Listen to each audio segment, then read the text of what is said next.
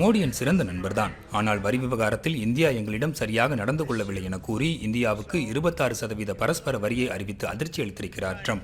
அமெரிக்காவுக்கு அதிக வரி விதிக்கும் இந்தியா உட்பட 60 நாடுகளை மோசமான குற்றவாளிகள் என குறிப்பிட்டு அந்நாடுகள் அனைத்தின் மீதும் புதிய இறக்குமதி வரிகளை ட்ரம்ப் அறிவித்திருக்கிறார். இதில் அதிகபட்சமாக கம்போடியாவுக்கு 49%, வியட்நாமுக்கு 46%, பூகம்பத்தால் பாதிக்கப்பட்டிருக்கும் மியான்மருக்கு 44% என வரி விதிப்பு அறிவிக்கப்பட்டிருக்கிறது. நம்மிடம் கட்டணம் வசூலிக்கிறார்கள், நாமும் அவர்களிடம் அதையே வசூலிக்கிறோம். இதற்கு யாராவது வருத்தப்படலாமா என ட்ரம்ப் இந்த வரி விதிப்பு குறித்து கேள்வி எழுப்பியுள்ளார். பிரதமர் மோடிக்கும் ட்ரம்புக்கும் இடையிலான நட்பினால் பரஸ்பர வரி விதிப்பில் சலுகை கிடைக்கும் என எதிர்பார்க்கப்பட்ட நிலையில் பாரபட்சமின்றி இந்தியாவுக்கு 26% வரியை அமெரிக்கா அறிவித்துள்ளது.